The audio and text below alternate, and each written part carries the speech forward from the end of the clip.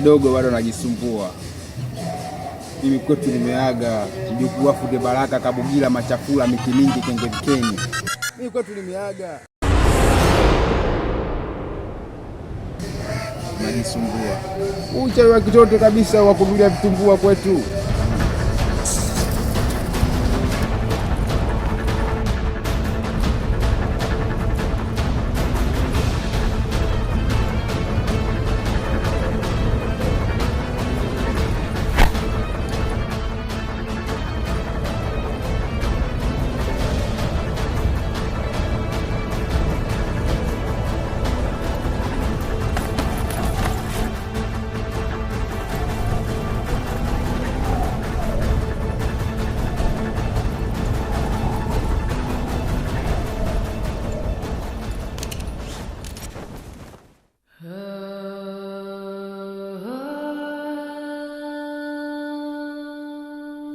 Mganga, nimerudi tena kwa mara nyingine.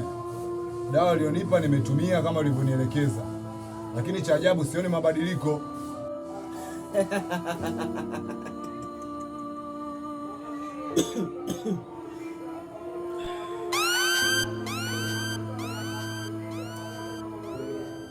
Naomba nikwambie kitu kimoja.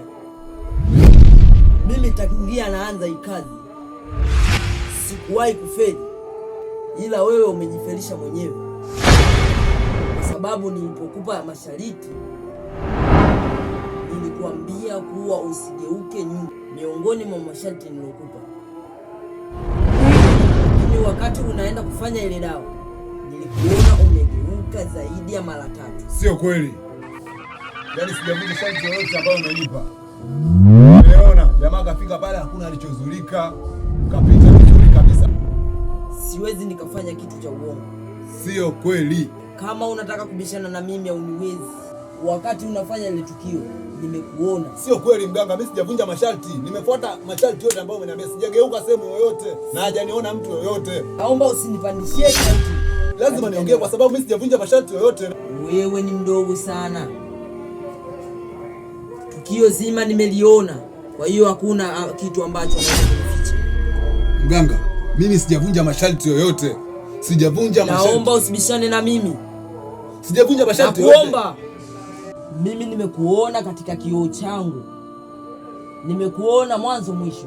Kwa hiyo hakuna kitu ambacho unaweza kunificha. Sikia mganga.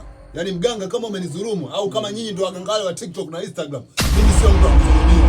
Jasho langu utalipa. Kwa hiyo unataka kubishana na mimi? Sio kubishana, kwa sababu mimi sijavunja masharti yote. Kwa nini unaona mimi nimekosea nini? Sawa. Au mnakula issue na yule jamaa? Naona unavuka mipaka katika eneo langu. Sasa unaingia vita na mimi. Sasa ilikuwa ina maana gani kuja kwangu? Nilikuamini kwa mara ya kwanza, lakini kwa sasa hivi nitasolve mwenyewe.